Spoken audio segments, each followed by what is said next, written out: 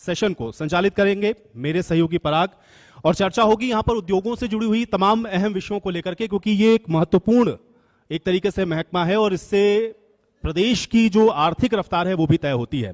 तो इस सेशन को आगे बढ़ाएंगे मेरे सहयोगी पराग। पराग, ओवर टू यू।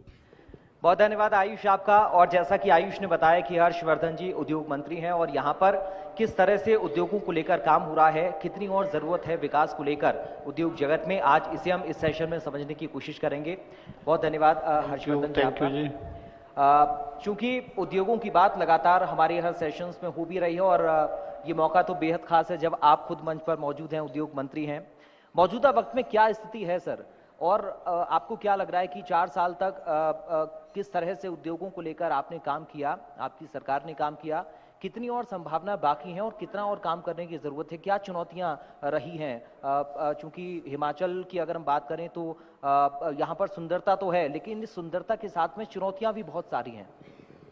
नहीं, देखो, हिमाचल प्रदेश में इंडस्ट्री जो है बहुत बड़े पैमाने पे है और हिमाचल इंडिया का जो फार्मास्यूटिकल हब है वो हमारा BBND एरिया है और इंडिया का 35% जो है फार्मास्यूटिकल का जो कारोबार है हमारे हिमाचल प्रदेश में है। और इंडिया की जो मल्टीनेशनल कंपनीज हैं बहुत सारी, डॉक्टर रेड्डी है, सन फार्मा है और आइबर्ट है, बहुत सारी कंपनीज यहाँ पे हैं। तो इंडस्ट्री के मामले में हिमाचल प्रदेश बहुत आगे है।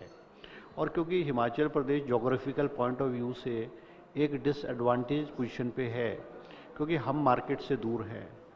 हिमाचल प्रदेश में जो इंडस्ट्रीज़ है बॉर्डर एरियाज़ में है, क्योंकि बॉर्डर एरियाज़ में इंडस्ट्री इसलिए कि लॉजिस्टिक कॉस्ट जो है वो बॉर्डर एरियाज़ में कम पड़ती है।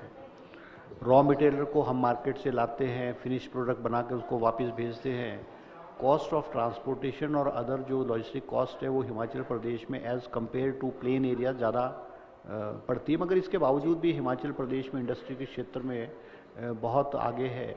हिमाचल प्रदेश में लगभग जो हमारी छोटी बड़ी इंडस्ट्रीज़ है लगभग 25,000 के करीब इंडस्ट्रीज़ है और हर सेक्टर्स की इंडस्ट्री हिमाचल प्रदेश में है। क्योंकि हिमाचल प्रदेश में एक सबसे बड़ा एडवांटेज जो लोग है, मैं तो पूरी इंडिया में घूमता हूँ, वर्ल्ड वाइड जाता हूँ, हिमाचल प्रदेश में जो उद्योगपति है वो ये सोचता है एक तो ease of doing business easy है, यहाँ पे काम कराना आसान है। दूसरा, यहाँ पर पावर की अवेलेबिलिटी जो है 24 आवर पावर अवेलेबिलिटी है और बहुत कम स्टेट्स में जो है 24 आवर अवेलेबिलिटी पावर की रहती है। हम सरप्लस स्टेट है पावर में और दूसरे स्टेट्स के कंपैरिजन में बिजली के रेट्स जो हैं वो हमारे कम हैं। एक बात। दूसरी, हमारी जो लॉ एंड ऑर्डर जो है वो एक हिमाचल प्रदेश का एक बहुत एडवांटेज पोजीशन पे लॉ एंड ऑर्डर है कि यहाँ पे कोई गुंडागर्दी नहीं है, डकैती नहीं है, एक्सटॉर्शन नहीं है, डाना धमकाना नहीं है। और हिमाचल प्रदेश में आप अगर पॉलिटिशियन चाहे किसी भी सरकार रही हो, मगर पॉलिटिशियंस को, चीफ मिनिस्टर को, मिनिस्टर को, ब्यूरोक्रेट्स को कोई मुल्ला कठिन काम नहीं है। तो हिमाचल प्रदेश जो है एक इंडस्ट्रियल पॉइंट ऑफ व्यू से या इन टर्म्स ऑफ इन्वेस्टमेंट, चाहे पावर है, चाहे टूरिज़्म है, चाहे और सेक्टर्स हैं, एक मतलब प्राइम डेस्टिनेशन हिमाचल प्रदेश को जो है नॉर्थ इंडिया में जो है माना जाता है। और हमने हर क्षेत्र में हम आगे बढ़े हैं, बढ़े और हमने हिमाचल प्रदेश में, क्योंकि इस वक्त पूरे वर्ल्ड वाइड जो है वो इकॉनमी डाउन जा रही है, हमारी प्राथमिकता है कि हमारे इंडस्ट्रीज़ जो हमारे हिमाचल प्रदेश में है वो यहाँ स्थापित रहे, यहाँ से पलायन करके ना जाए और नई इंडस्ट्रीज़ भी हिमाचल प्रदेश में आए। पिछले 3-3.5 साल में लगभग हमने 25,000 करोड़ रुपए की इन्वेस्टमेंट हिमाचल प्रदेश में अलग अलग क्षेत्रों में जो है की है और उसमें से राउंड अबाउट 55% जो इन्वेस्टमेंट हमने की है वो ज़मीन पर उतरी है। बहुत सारे प्रोजेक्ट्स जो है वो चालू हो चुके हैं, कुछ जो इन टर्म्स ऑफ कंस्ट्रक्शन स्टेज पे है और आने वाले 6 महीने साल में जो है वो लग जाएगी। अब हिमाचल प्रदेश में हमारे पास 2 प्रोजेक्ट्स, हमारे पास बहुत बड़े प्रोजेक्ट्स हैं। बलरक पार्क है, क्योंकि आपको याद होगा कि जब कोरोना आया उस वक्त इंडिया में मेडिसिन की शॉर्टेज थी, मेडिकल डिवाइसेस की शॉर्टेज थी और गवर्नमेंट ऑफ इंडिया के लेवल पे ये तय हुआ कि हम हिंदुस्तान को आत्मनिर्भर बनाएंगे इन टर्म्स ऑफ ड्रग्स। तो इंडिया में 3 बलरक पार्क बन रहे हैं। बलरक पार्क API यूनिट्स की जो रॉ मटेरियल, जो इंडस्ट्री, जो फिनिश्ड गुड प्रोडक्ट है, दवाइयों का जो रॉ मटेरियल है उसको कन्वर्ट करके उसको API बोलते हैं। तो वो हिमाचल प्रदेश में 2,000 करोड़ रुपए का ऊना में बल्क पार्क बन रहा है, हमारा कोई राउंड अबाउट 50% काम हो चुका है और विद इन नेक्स्ट 6 मंथ्स जो है हम उसको चालू कर देंगे। तो Himachal Pradesh in terms of investment, in terms of industry जो है और स्टेटों से बहुत आगे है। उद्योगों के साथ साथ पर्यावरण को संरक्षित करना भी उतनी बड़ी चुनौती है, तो कैसे आप बैलेंस इसको कर पा रहे हैं?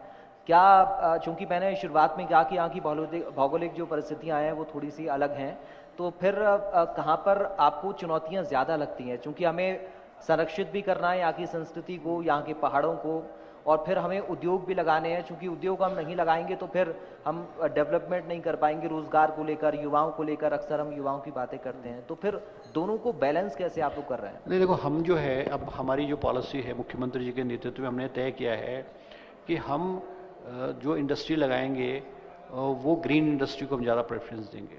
अभी हमारी नई इंडस्ट्रियल पॉलिसी आने वाली है, उसमें हम ग्रीन इंडस्ट्रीज़ को हम प्रेफरेंस देंगे, उनको इंसेंटिव्स देंगे। जो हमारे फूड प्रोडक्ट्स हैं, फूड बेस्ड इंडस्ट्रीज़ है, फूड बेस्ड इंडस्ट्रीज़ है, हम उनको प्रेफरेंस और उनको जो हम इंसेंटिव्स देंगे। अब हमारे बेसिकली हुआ ये कि पावर की कंजप्शन हमारे यहाँ जो सरिये के यूनिट्स हैं, लोहे वाले यूनिट्स हैं, उसमें पावर की कंजप्शन बहुत हाई लेवल पे होती है और इन टर्म्स ऑफ एम्प्लॉयमेंट जो सरिये के यूनिट्स हैं उसमें एम्प्लॉयमेंट नहीं होती, क्योंकि उसमें वर्किंग कंडीशंस बड़ी हार्ड है, क्योंकि टेम्परेचर लोहे को गर्म करते हैं, टेम्परेचर बहुत हाई होता है और उस कंडीशंस में हिमाचल के लोग नौकरी नहीं कर पाते हैं, बाहर के लोग करते हैं। अब हम जो है जैसे सरिये वाली इंडस्ट्री है वो हमारी नेगेटिव लिस्ट में है। हमारी जो और जो पॉल्यूटिंग इंडस्ट्रीज़ है वो हम उसको प्रेफरेंस नहीं दे रहे, उसको नहीं दे रहे हैं। हम जैसे एथेनॉल है, अब हिमाचल प्रदेश में एथेनॉल के अभी 2 प्लांट्स लगे हैं, तीसरा लग रहा है, मगर एथेनॉल जो है वो वाटर की कंजम्पशन बहुत करता है। 1 यूनिट 5 लाख लीटर डेली जो है एथेनॉल की कंजम्पशन करता है। तो उससे हमारा जहाँ जहाँ ये यूनिट्स लग रहे हैं, हमारा ग्राउंड लेवल जो वाटर का ग्राउंड लेवल है बहुत डाउन जा गया। तो हमने इसलिए अब ये 2-3 जो टाइप के यूनिट्स हैं हमने उसको बैन किया है, हमने बैन किया है। फार्मास्यूटिकल यूनिट्स हैं वो एम्प्लॉयमेंट भी जनरेट करते हैं और वो नॉन पॉल्यूटिंग यूनिट्स भी हैं। और हिमाचल प्रदेश में एक बात और कहना चाहूँगा कि हिमाचल प्रदेश में इस वक्त वर्ल्ड वाइड जो है डिफेंस सेक्टर है वो बहुत ग्रो कर रहा है, क्योंकि ये गल्फ़ में वॉर हो रही है, अमेरिका की जो इकोनॉमी है वो इस पे बेस्ड है।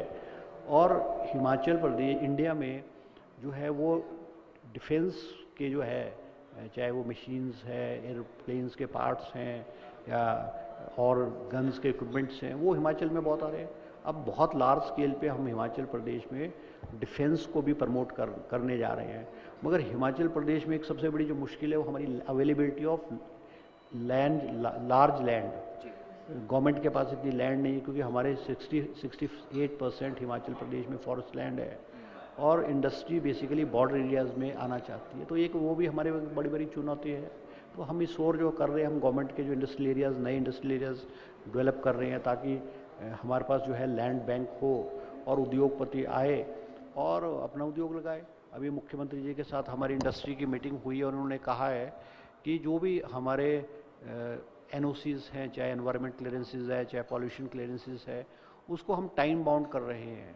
और कई इंडस्ट्रीज़ में तो ये भी किया जाएगा कि अगर विद इन 30 डेज आप अगर पॉल्यूशन का NO नहीं दोगे तो it will be considered as a deem sanction कर दिया जाएगा। तो हम सारी की सारी ईज ऑफ डूइंग बिजनेस जो है वो हम हिमाचल प्रदेश में कर रहे हैं। अच्छा, एक राजनीतिक आरोप है सर, चूंकि इस मंच पर भी आज बीजेपी के भी प्रतिनिधि आए, उन्होंने ये कहा कि पहले हिमाचल में ऐसा नहीं होता था लेकिन अब हिमाचल में क्राइम बढ़ रहा है। और आपने शुरुआत में अपने वक्तव्य में कहा कि एक्सटॉर्शन जैसी चीज़ें यहाँ पर नहीं हैं, लेकिन इस तरह के आरोप विपक्ष की ओर से लग रहे हैं। इन तमाम आरोपों के बीच में आपको लगता है कि वाकई में हिमाचल सरकार की नीति से जो इन्वेस्टर्स हैं वो आकर्षित हो रहे हैं? नहीं, देखो, जो क्राइम है, देखो सिविल सोसाइटी में crime is part of the civil society, मगर as compare to other states जो क्राइम है हिमाचल प्रदेश में वो नेग्लिजिबल है।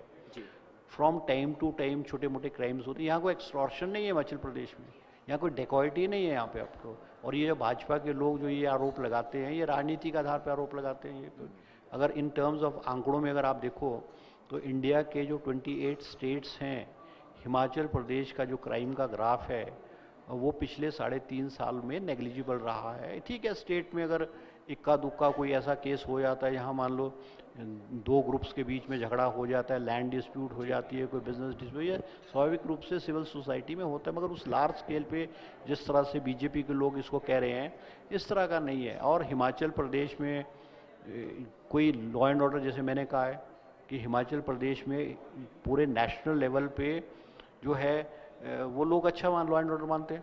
मैं भी एक दिन बॉम्बे में था और बहुत सारे इन्वेस्टर्स के बीच में हम बैठे हुए थे, तो वो they were talking high about Himachal Pradesh and about the law and order.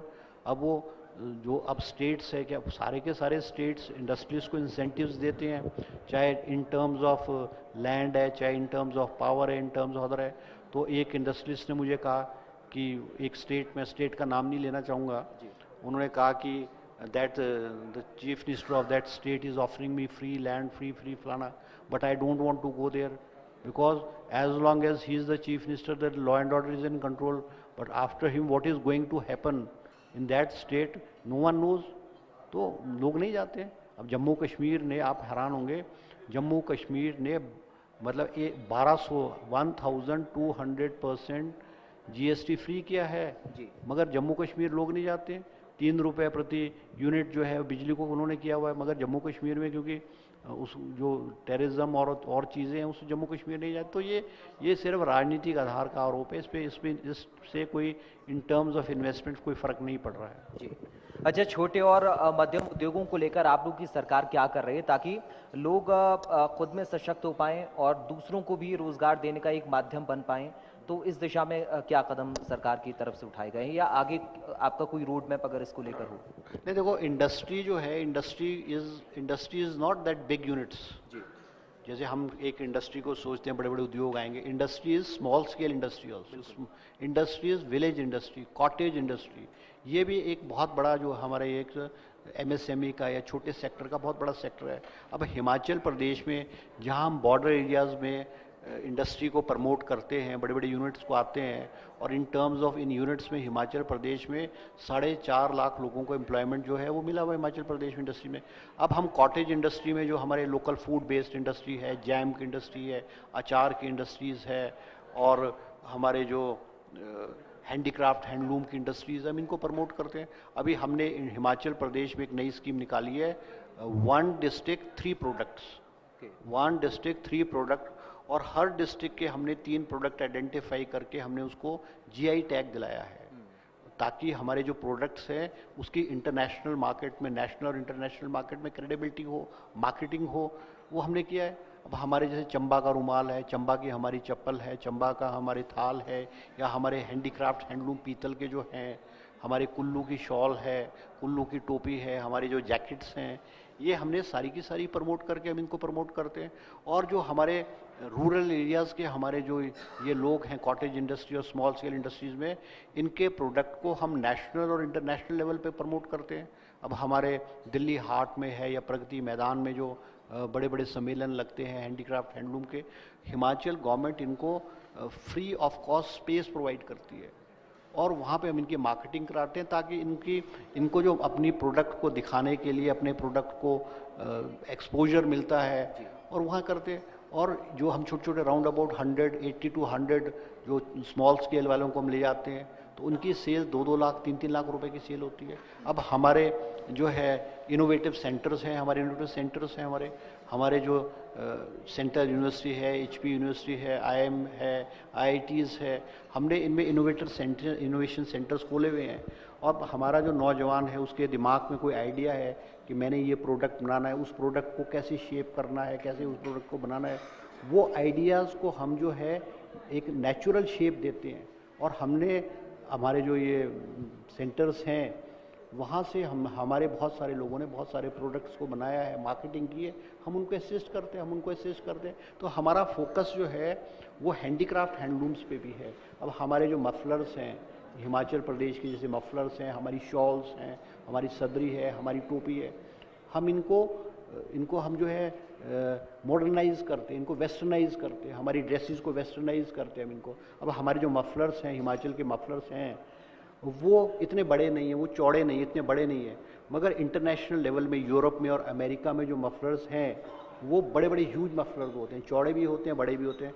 हम इनको डिज़ाइंस देते हैं, हम इनको साइज देते हैं ताकि इनके प्रोडक्ट्स की वैल्यू यहाँ हिमाचल प्रदेश में नहीं हो बल्कि नेशनल और इंटरनेशनल लेवल पे भी हो। तो हम हैंडीक्राफ्ट हैंडलूम कॉरपोरेशन और हमारे जो इंडस्ट्री डिपार्टमेंट के माध्यम से हम सारे का सारा कर रहे हैं। अभी हमने जो हमारे हिमाचली ड्रेसेस हैं, हम फैशन शोज़ करते हैं।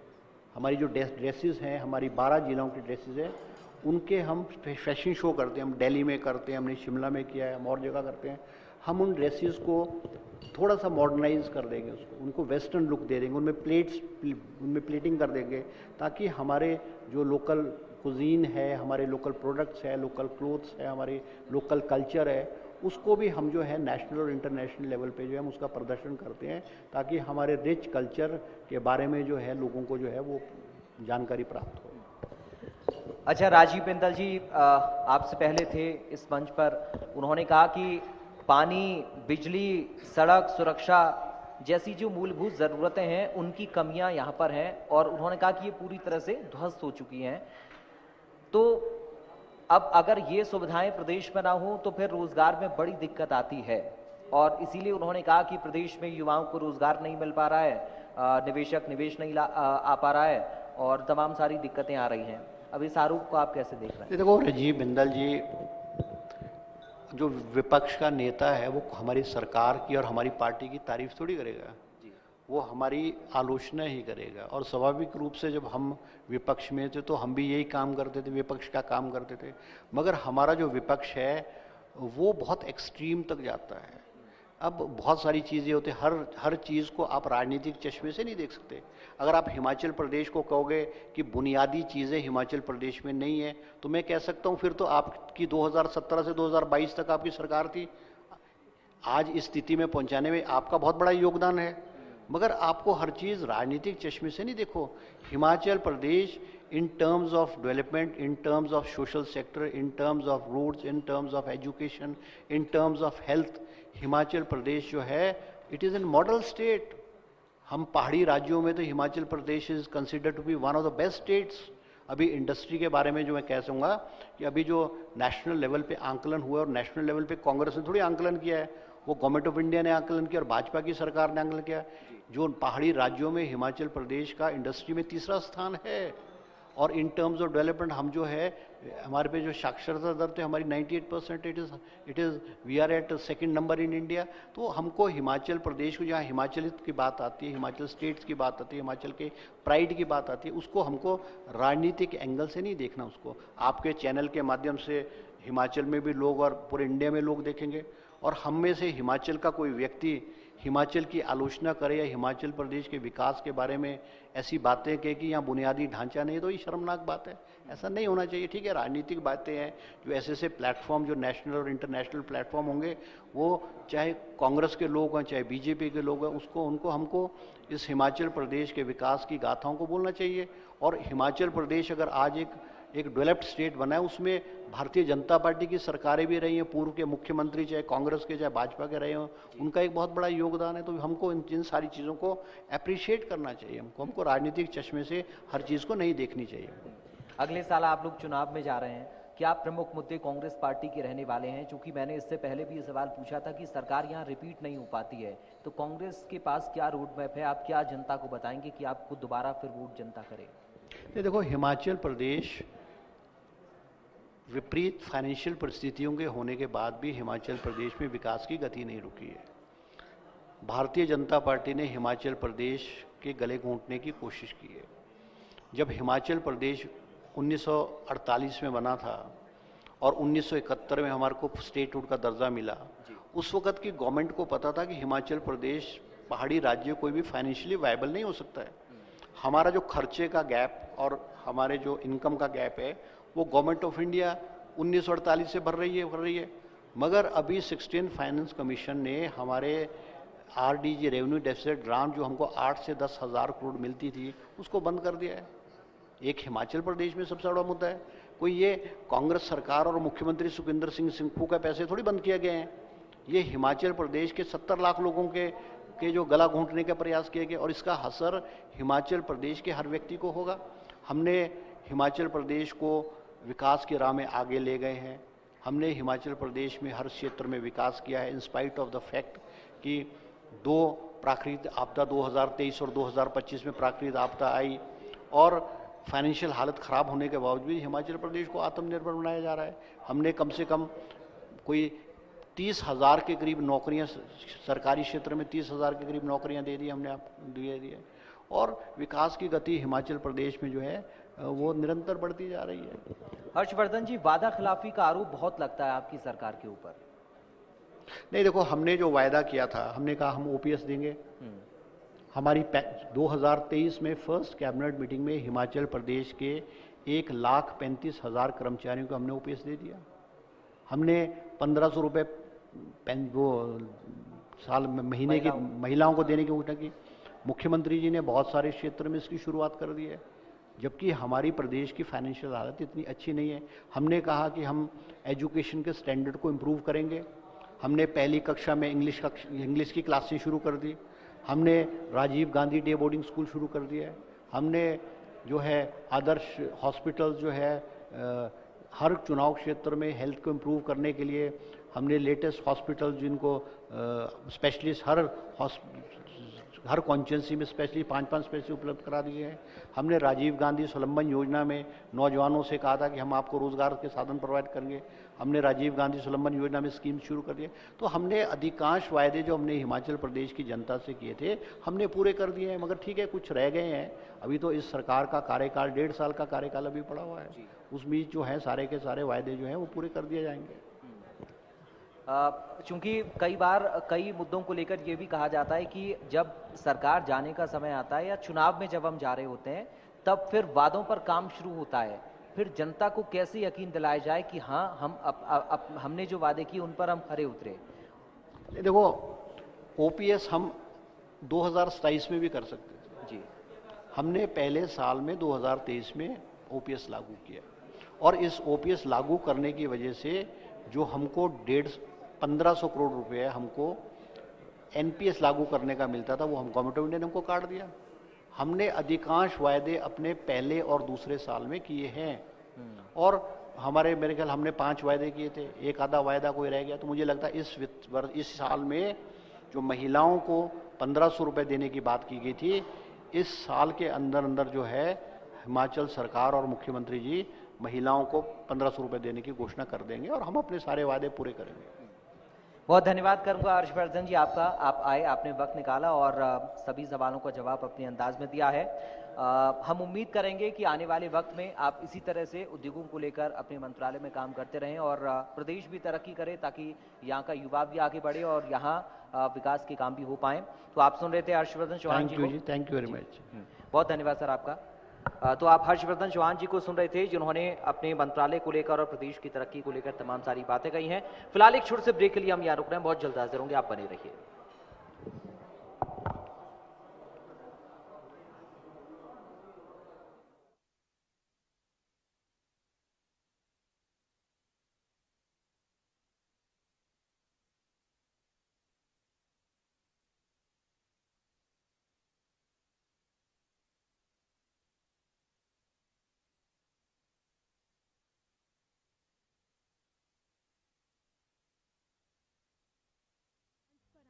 और मंच पर मैं रिक्वेस्ट करूंगी हमारे हिमाचल प्रदेश के ब्यूरो चीफ अनुराग शर्मा से कि वो कैबिनेट मिनिस्टर हर्षवर्धन जी को हिमाचली टोपी पहनाकर और शॉल उड़ाकर उन्हें सम्मानित करें और उन्हें धन्यवाद प्रेषित करें कि वो हमारे इस इंडिया न्यूज़ मंच कॉन्क्लेव में पहुंचे और अपना कीमती समय उन्होंने यहाँ पर दिया और हिमाचल प्रदेश को लेकर उनका क्या विजन है उसको लेकर अपनी बात हम सभी के सामने रखी और इंडिया न्यूज़ के माध्यम से, इंडिया न्यूज़ हिमाचल के माध्यम से पूरे हरियाणा हिमाचल प्रदेश तक अपनी जो बात है वो उन्होंने पहुंचाई है। बहुत बहुत शुक्रिया सर आपका यहाँ पर पहुंचने के लिए।